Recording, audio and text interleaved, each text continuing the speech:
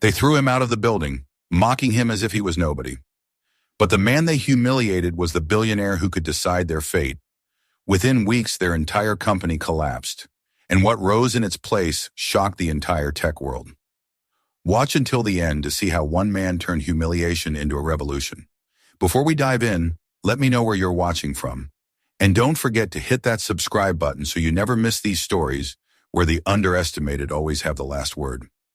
Under the pale morning light, the towering glass facade of Aurora Dynamics shimmered like a monument to ambition. Its sleek architecture dominated the skyline, a 40-story testament to cutting-edge technology and relentless growth. Commuters streamed through the revolving doors with practiced efficiency, their polished shoes clicking against the pristine marble floors of the lobby. To an outsider, it looked like perfection-controlled, pristine, untouchable. But beneath the glossy surface, a fault line ran through the company's culture, invisible yet deep, waiting for the right moment to fracture. That moment arrived when Malik Johnson stepped onto the sidewalk across the street and studied the building with calm, deliberate eyes.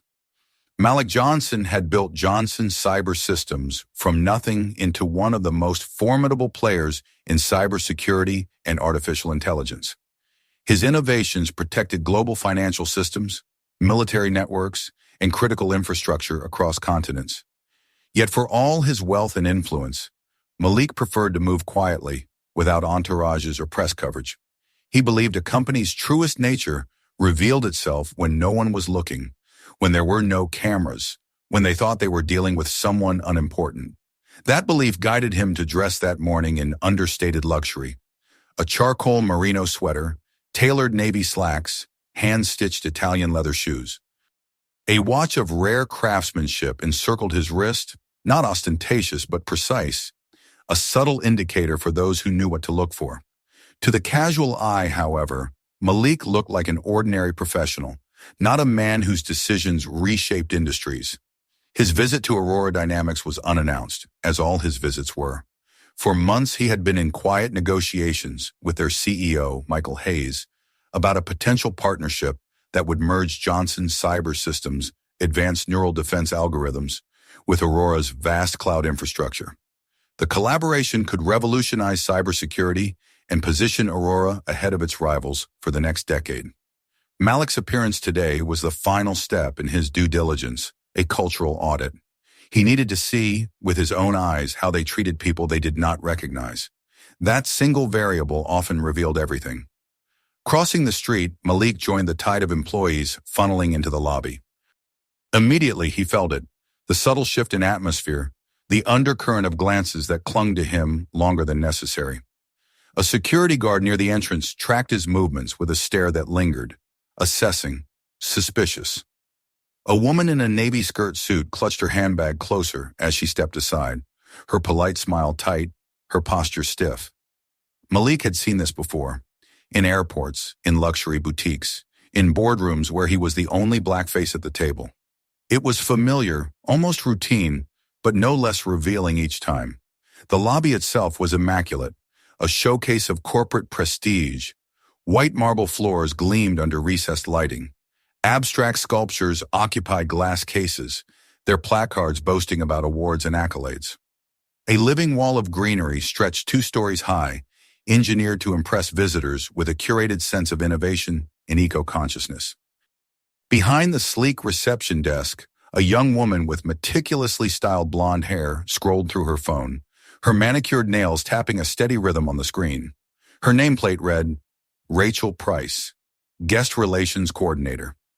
Her posture exuded confidence, but her eyes, when they briefly flicked up, held something sharper. Calculating, dismissive.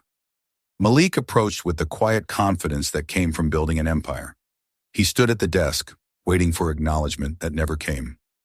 Rachel's eyes remained fixed on her phone as she conversed with a co-worker beside her, recounting an anecdote about her weekend brunch.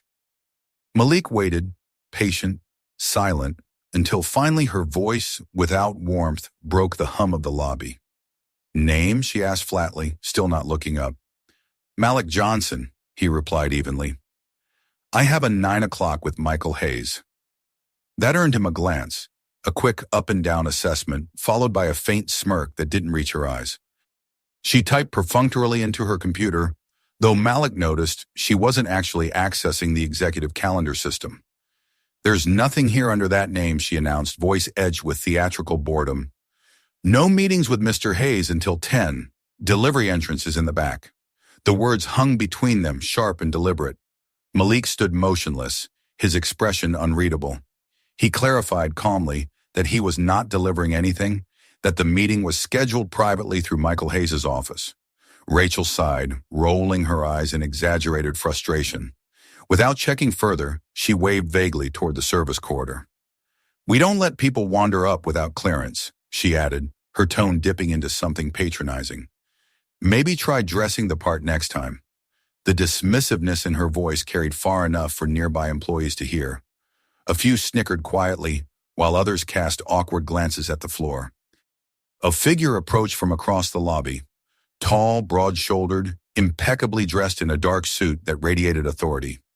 Garrett West, Aurora Dynamics Executive Vice President, exuded the kind of quiet menace reserved for men who thrived in corporate power struggles.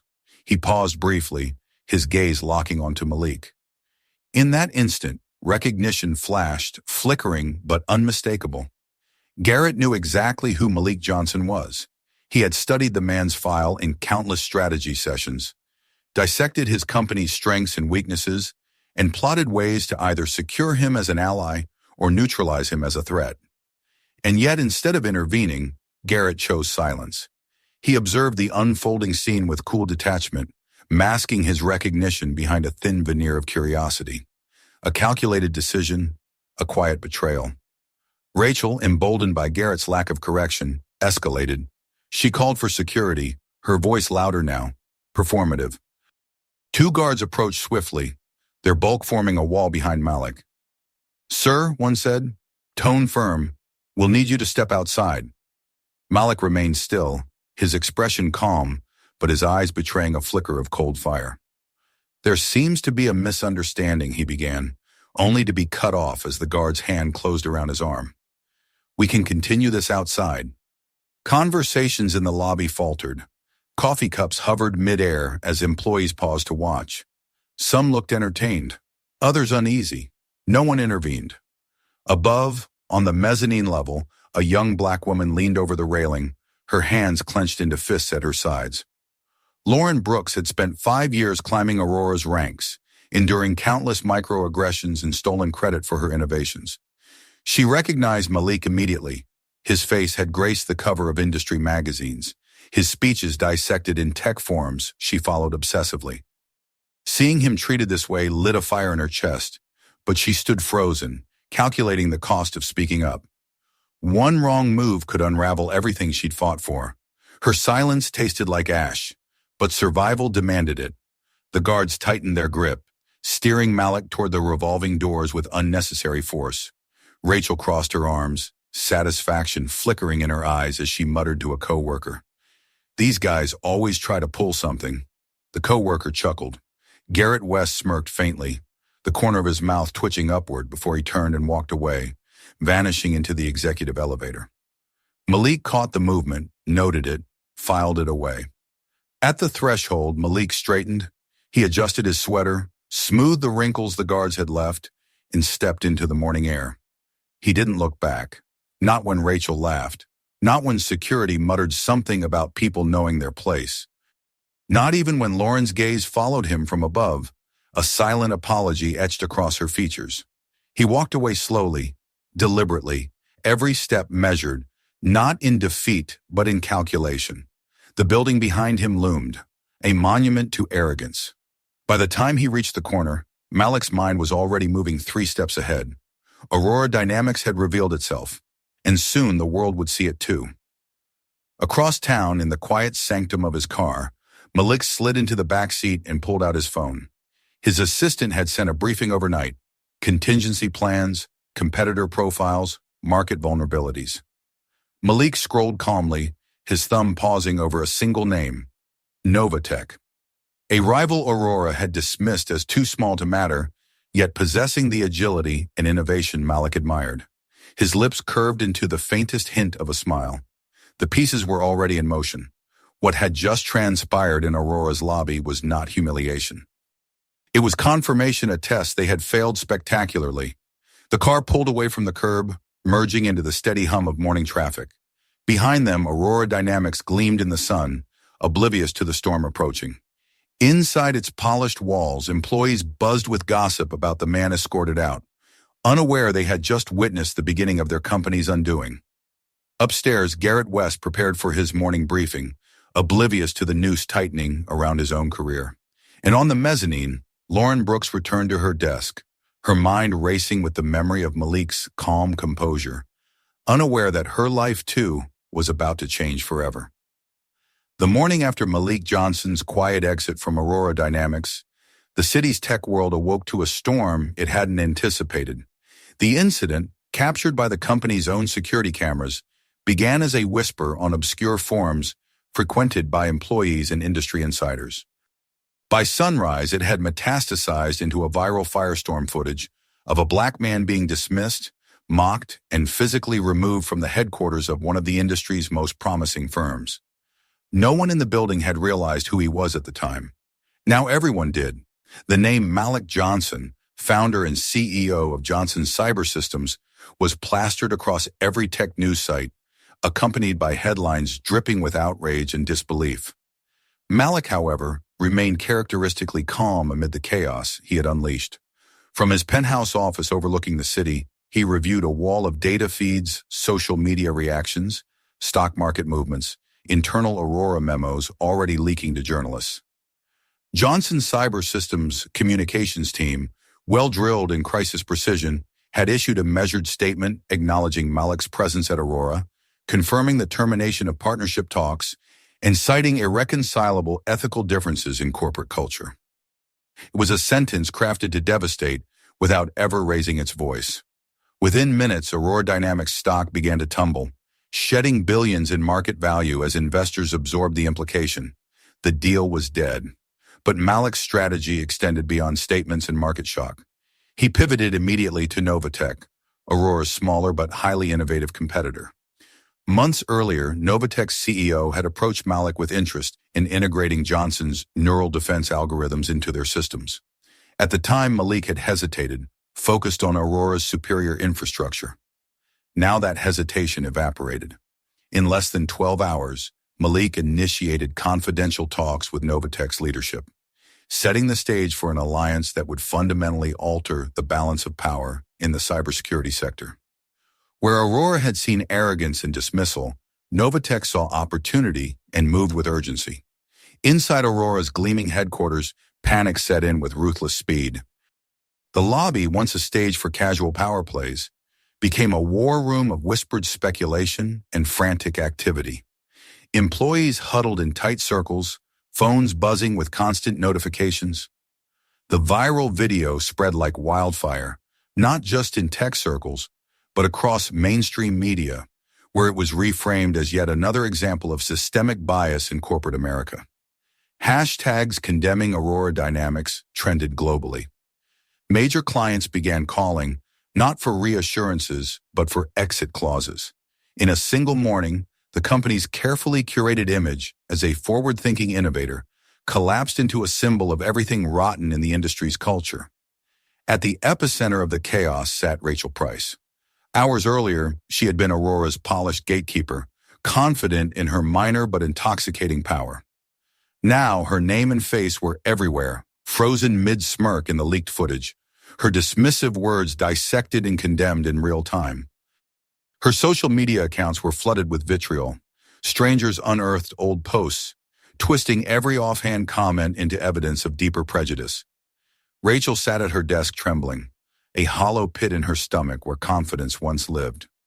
Around her, former allies avoided eye contact, desperate to distance themselves from the scandal radiating outward from her desk. Garrett West, meanwhile, maneuvered with cold calculation. The executive vice president had recognized Malik Johnson immediately in the lobby and chosen silence, gambling that the humiliation would derail the partnership he opposed. For months, Garrett had courted Aurora's rivals in quiet, angling for a soft landing if the company faltered. Now that faltering had accelerated into freefall, he saw both danger and opportunity. Publicly, Garrett projected composure, positioning himself as a stabilizing force amid chaos. Privately, he scrambled to conceal evidence of his back-channel communications with competitors, fully aware that if exposed, they would mark the end of his career. High above the fray, on the mezzanine where she had silently watched the incident unfold, Lauren Brooks grappled with conflicting emotions. She had wanted to intervene when Malik was mistreated, to call out the injustice unfolding in real time. But fear had rooted her to the spot, fear of retaliation, of losing the career she had fought for in an environment that already questioned her place at every turn. Now, as she watched Aurora implode, she wondered if silence had cost her more than speaking ever could. Her resignation letter, drafted in a late-night haze months ago after yet another stolen credit for her work, now felt less like an idle threat and more like an inevitability. Then came the message. It arrived mid-morning, an unassuming notification on Lauren's phone, an email from Malik Johnson's office.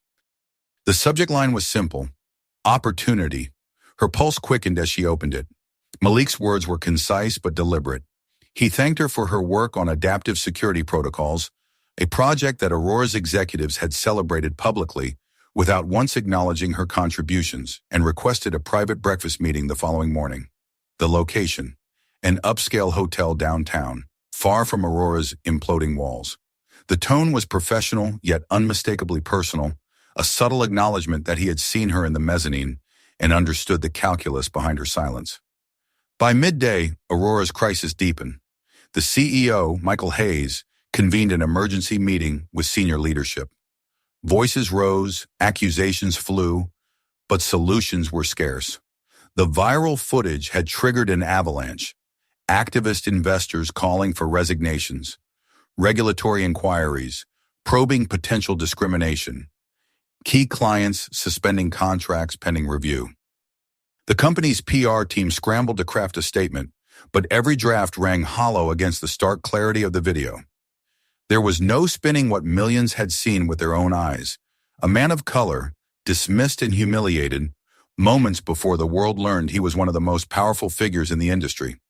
Outside Aurora's headquarters, reporters gathered, microphones thrust toward employees as they entered and exited the building. Questions flew. Was this behavior common at Aurora? Did leadership condone it? What would happen to Rachel Price? Each soundbite, each leaked memo, fed the narrative spiraling out of control. Competitors seized the moment, positioning themselves as more inclusive alternatives. Novatech's stock soared on speculation of a partnership with Johnson Cyber Systems. Aurora's plummeted with every passing hour. In the quiet of his office, Malik Johnson monitored the chaos with clinical detachment. This was not revenge, he reminded himself. Revenge was reactive, emotional. This was consequence, a calculated realignment of power in response to a company that had failed the simplest of tests. Malik's mind was already 2 moves ahead, sketching the contours of what would come next. A partnership with Novatech, an innovation hub for underrepresented talent, a systemic challenge to the industry's entrenched biases. Aurora's collapse, while dramatic, was merely the prologue. That evening, as the sun dipped below the skyline, Lauren Brooks packed the few personal items she kept at her desk into a plain tote bag. Her decision was made. Aurora Dynamics, the company she had once dreamed of rising within, no longer deserved her loyalty. Tomorrow's breakfast meeting with Malik Johnson was not just a lifeline, it was a doorway to something better. In another part of the city, Rachel Price sat in her apartment with curtains drawn, her phone buzzing endlessly as the world dissected her downfall. And in a corner office high above the chaos, Garrett West stared out at the darkening city, calculating how long he could keep his secrets buried as the walls closed in. Aurora Dynamics was unraveling faster than anyone could contain. And Malik Johnson, the man they had dismissed, was only just beginning to reveal the full scope of his response. The third day after Malik Johnson's silent departure from Aurora Dynamics began with the markets opening to chaos. Overnight, Novatech announced its formal partnership with Johnson Cyber Systems, accompanied by a joint press release outlining their plans to integrate Malik's neural defense algorithms with Novatech's quantum security framework. The industry responded instantly. Novatech's stock surged 20% in the first hour of trading, while Aurora Dynamics plummeted to historic lows. Analysts framed the shift as not merely a business realignment, but an outright dethroning, a seismic transfer of power from an established giant to an agile newcomer, emboldened by Malik's vision. Inside Aurora's once pristine headquarters, the atmosphere had transformed into a war zone of panic and recrimination. Entire departments were frozen in place. Productivity evaporated as employees clustered in corners, whispering about impending layoffs. Rumors flew, major clients terminating contracts, regulators opening investigations, lawsuits looming on every horizon. The company's carefully cultivated aura of innovation had dissolved into survival mode. The bright abstract art on the lobby walls, once a symbol of aspiration, now felt like a hollow mockery of the collapse unfolding beneath it. Rachel Price sat in a sterile conference room, hands clasped tightly in her lap as two stern-faced HR representatives outlined the terms of her termination. The footage of her dismissive interaction with Malik had spread beyond tech circles into mainstream outrage. News anchors dissected her every expression. Commentators debated whether her smirk was conscious malice or unconscious bias. And strangers scoured her social media for past missteps. Her name had become synonymous with corporate prejudice, her face immortalized in think pieces about diversity failures in Silicon Valley. As the HR director slid a non-disclosure agreement across the table, Rachel barely registered the legal jargon. All she could hear was the dull roar of her life unraveling, the mortgage she could no longer afford, the job offers that would never come, the friends who had gone silent. Across the hall, Garrett West faced a different kind of reckoning. The board of directors, reeling from the partnership collapse, had begun scrutinizing internal communications. What they uncovered was damning. Months of back-channel correspondence between Garrett and Nexus Technologies, Aurora's fiercest rival, in which Garrett shared proprietary information in exchange for promises of an executive role should Aurora falter. The betrayal, once whispered about in cautious tones, now stood naked in email chains and encrypted messages. The legal department prepared charges of corporate espionage, even as federal investigators circled. Garrett, who had spent his career maneuvering through corporate power plays with surgical precision, suddenly found himself cornered, the walls closing in faster than he could plot an escape. In the executive boardroom, CEO Michael Hayes addressed the remaining senior leadership with the weary gravity of a man watching 2 decades of work disintegrate. His voice, once commanding, now cracked under the weight of sleepless nights and relentless crises. The facts were undeniable. 3 major clients had already invoked ethics clauses to terminate contracts, representing nearly half of Aurora's revenue. Investor confidence had evaporated, lawsuits were mounting, and the company's stock had lost more than 60% of its value in a single week. Bankruptcy was no longer a distant threat, it was an inevitability. Hayes announced emergency measures, mass layoffs, asset liquidations, and a formal search for buyers. But even as he spoke, the board members exchanged grim glances. Everyone knew that Aurora's brand, tarnished beyond repair, was worth more dead than alive. Meanwhile, Malik Johnson moved with quiet precision. From his headquarters at Johnson Cyber Systems, he coordinated the Novatech Alliance, personally overseeing the integration of their technologies. His team operated like a well-oiled machine, executing contingency plans that had been drafted months earlier in case Aurora faltered. The viral video had accelerated his timeline, but the vision remained unchanged. Leverage cutting-edge security to redefine the industry and simultaneously dismantle the toxic cultures that had long excluded innovators like Lauren Brooks. Malik never gloated. He issued no triumphant statements, offered no personal commentary on Aurora's collapse. Instead, he let the facts speak.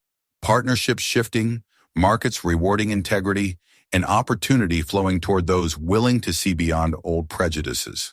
For Lauren Brooks, the chaos at Aurora was both vindication and liberation. She had spent years watching her ideas co-opted, her contributions minimized, her potential ignored. Now, in the wake of Malik's email, she stood at a crossroads she had long dreamed of, but never believed possible.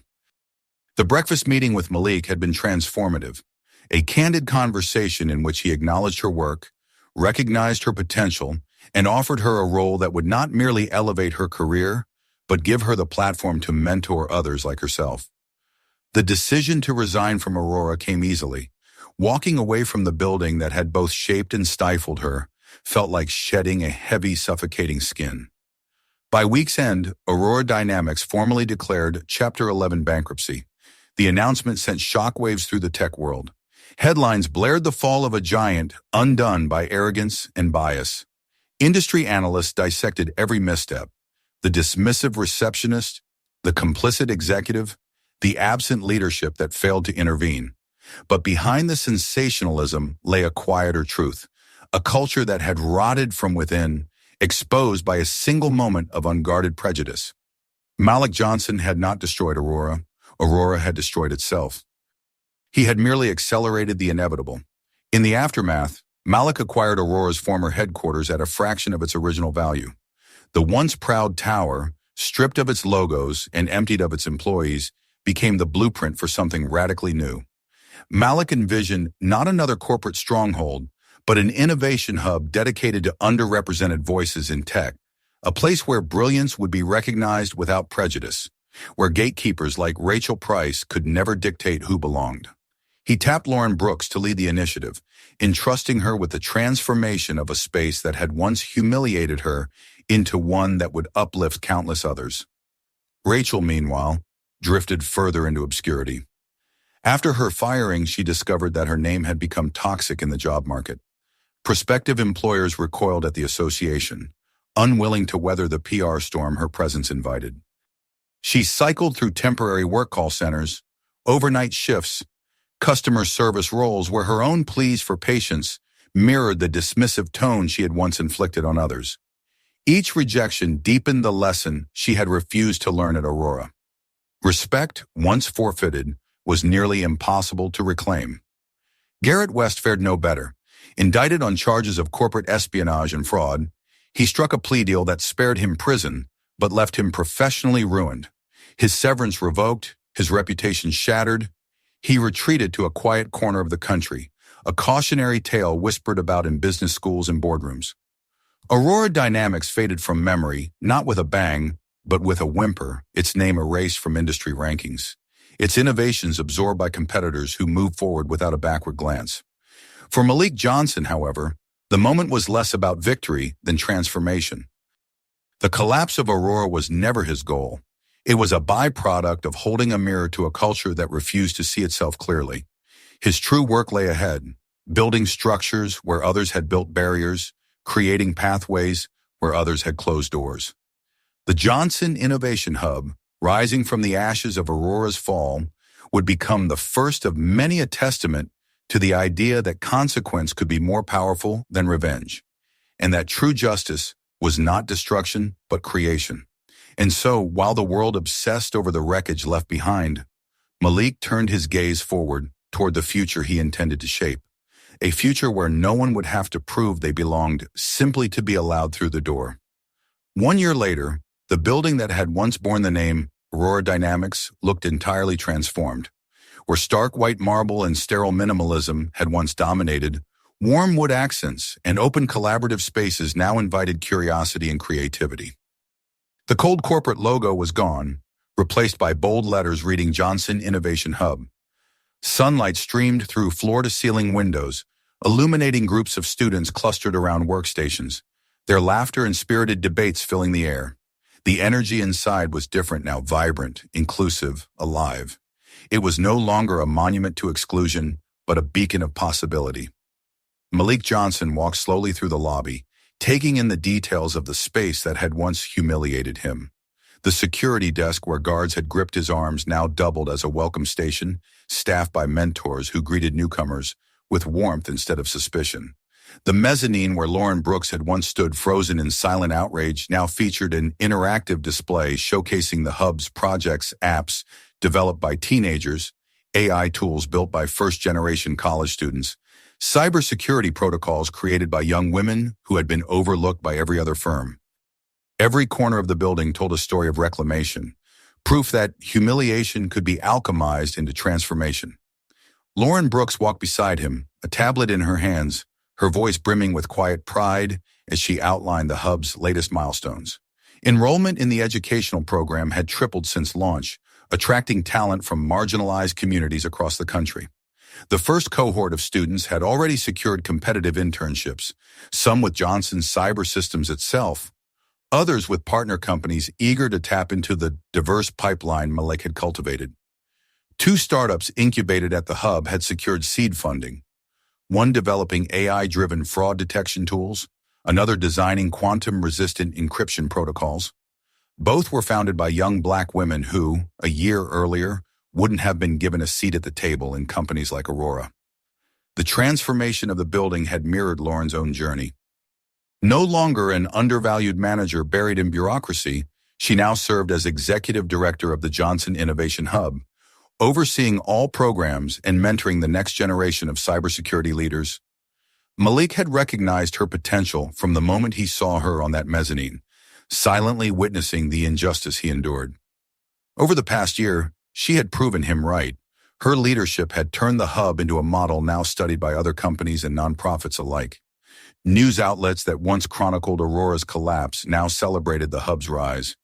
Industry publications hailed it as a blueprint for ethical innovation, a space where inclusion wasn't an afterthought, but the foundation. Malik himself had become a reluctant icon profiled not just for his technical genius, but for his commitment to reshaping the culture of tech. Invitations poured in, keynote speeches at global summits, advisory roles on national technology councils, appearances on panels about diversity and innovation. He accepted only a fraction, careful to keep the focus on the work rather than on himself. Meanwhile, the fallout from Aurora's collapse had scattered its former players across the industry's margins. Garrett West, once feared and revered as Aurora's power broker, now lived in obscurity after pleading guilty to charges of corporate espionage and breach of fiduciary duty. His plea deal had spared him prison, but cost him everything else: his career, his reputation, his wealth. Rumors placed him in a small town in Arizona, selling real estate and avoiding eye contact with anyone who recognized his name. Rachel Price's descent had been equally stark. After her firing, she became a pariah in the corporate world. Job applications went unanswered. Interviews, when granted, ended abruptly once her name surfaced in background checks. She cycled through temporary positions, often in customer service roles where she endured the same dismissiveness she had once dished out. Each call, each impatient sigh from the other end of the line, was a mirror she couldn't avoid.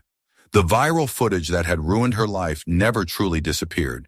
It resurfaced in think pieces, in training seminars, in cautionary tales about the dangers of bias and arrogance. Where once she had wielded quiet power from behind a polished desk, she now lived paycheck to paycheck, her former life reduced to memory and regret. Aurora Dynamics itself existed only in fragments, its patents sold off to competitors, its assets liquidated, its name erased from the tech lexicon. The building's rebirth as the Johnson Innovation Hub was widely viewed as poetic justice, the site of the company's greatest failure, now the headquarters of its opposite vision. For Malik, however, the symbolism mattered less than the substance. The hub wasn't about proving anyone wrong, it was about proving what was possible. That afternoon, Malik ascended to the rooftop terrace, where the city stretched out beneath him. The same skyline that had once looked indifferent to his humiliation now shimmered with promise. Students from the hub gathered below in the courtyard, presenting their projects to visiting investors. Their voices carried upward a mix of nervous excitement and bold ambition. Malik listened, allowing himself a rare moment of stillness. This was why he had endured, why he had chosen consequence over revenge. Not for the fall of Aurora, but for the rise of something better. Lauren joined him on the terrace, holding a folder of expansion plans. The hub's success had sparked interest in replicating the model in other cities: Atlanta, Chicago, Houston.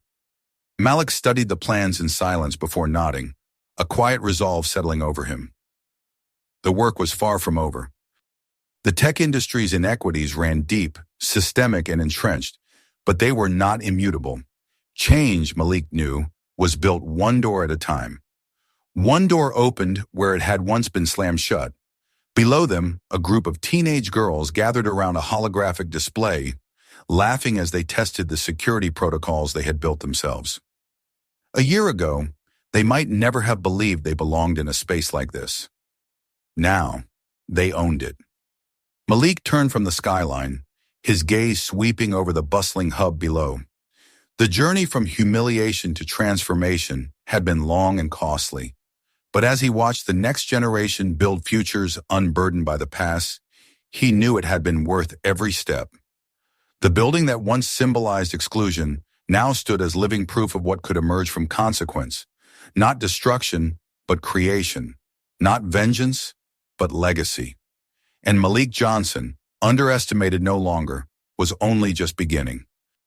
12 months had passed since the collapse of Aurora Dynamics, yet the ripples of that implosion continued to shape the tech industry and the lives of everyone touched by it. The building that once bore Aurora's name had become unrecognizable, a beacon of innovation now humming with energy from people who had once been denied entry to spaces like it. The Johnson Innovation Hub stood as both symbol and substance, a place where walls had been torn down and rebuilt into bridges. In the years since its founding, it had not only changed individual lives, but had begun to shift the narrative of an entire sector. Malik Johnson walked the glass corridors of the hub on a brisk autumn morning, his footsteps echoing faintly against polished floors. Around him, the hum of activity was constant yet harmonious: students collaborating on projects in open lounges, startup founders pitching ideas in transparent meeting rooms, mentors guiding younger minds through challenges that had once seemed insurmountable. The building had transformed from a fortress of exclusion into an incubator of possibility, and every corner whispered of stories rewritten. The day marked a milestone, the first full graduation of the Hub's Cybersecurity Academy. 25 students, many of them from communities long excluded from the industry, were set to receive certificates and job offers from leading firms. Several had already secured positions within Johnson Cyber Systems itself, while others had been courted by partner companies eager to tap into the talent pipeline Malik and Lauren Brooks had built. For Malik, the ceremony was more than a formality. It was the embodiment of a promise to himself, to those who had watched him be dismissed, and to those who had never been given a chance to begin with. Lauren Brooks, now executive director of the Hub, stood on the stage rehearsing final notes for the ceremony. Her journey mirrored the Hub's own transformation. Once silenced on Aurora's mezzanine, she now led programs that shaped the industry's future. Over the past year, she had become a mentor to dozens of students, her office often filled with young innovators seeking guidance. Her own projects, ideas Aurora had once buried, now thrived under Malik's support, evolving into initiatives replicated by other organizations across the country. Malik paused as he entered the main hall, taking in the scene.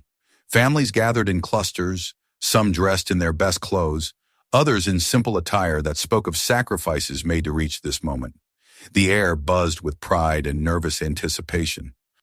For many, this ceremony was more than a celebration. It was vindication. Proof that brilliance could thrive even when the world doubted it. Outside the Hub, the contrast was stark. The remnants of Aurora Dynamics had scattered into obscurity. Garrett West, once the calculating vice president, who had chosen silence during Malik's humiliation, had been convicted of corporate espionage. His plea deal spared him prison time beyond a brief stint in a minimum security facility, but it stripped him of wealth and influence. Now reports placed him in a small desert town, struggling to sell real estate, a shadow of the man he once pretended to be. Rachel Price's descent had been quieter, but no less profound. After her firing, she cycled through temporary jobs, each less stable than the last. The viral video that had destroyed her career never truly faded. It resurfaced periodically on social media, a cautionary tale in corporate diversity training.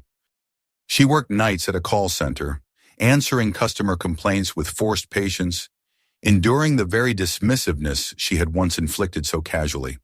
The irony wasn't lost on her, though it brought no comfort. Regret had long since hardened into quiet resignation. Aurora's former CEO, Michael Hayes, retreated from public life entirely. His name surfaced occasionally in niche legal filings, But otherwise, he vanished, a ghost of a bygone era, remembered only in discussions of corporate implosions and case studies dissecting systemic bias.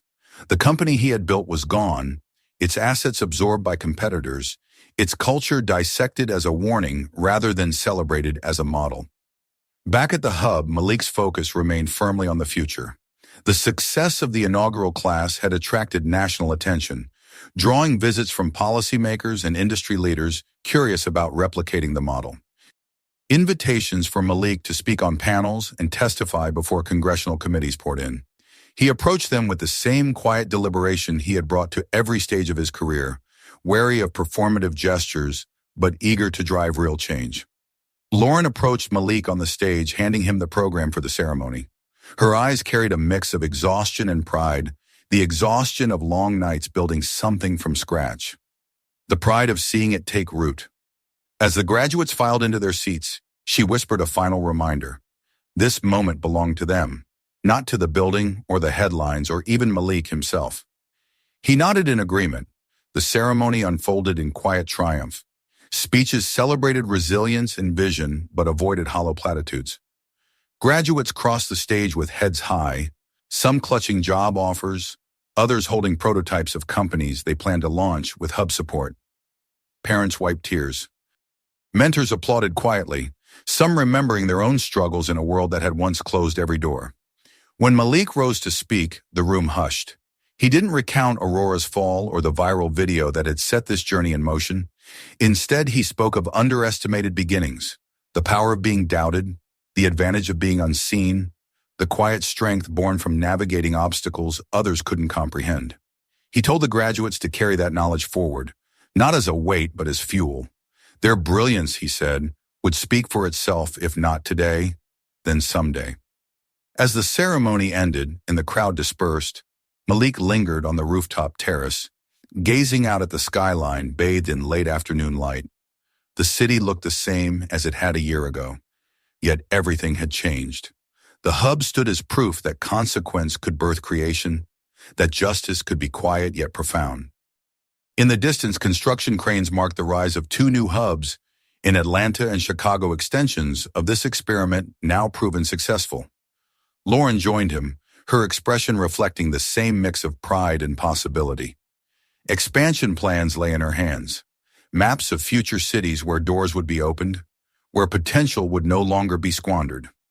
Malik took the papers, scanned them briefly, then looked back at the skyline. The work ahead was vast, but so was the promise. Far below, the graduates spilled into the courtyard, their laughter rising like music into the cool evening air. In their voices, Malik heard the future, a future where the old barriers no longer defined who belonged, where the underestimated no longer had to prove themselves just to stand in the room. He allowed himself a quiet smile. The journey had begun in humiliation, but it ended here in legacy. And this legacy, unlike Aurora's, would endure. If this story surprised you, make sure to subscribe for more powerful, true-to-life stories of justice and transformation. And tell us in the comments, have you ever seen arrogance turn into downfall this fast?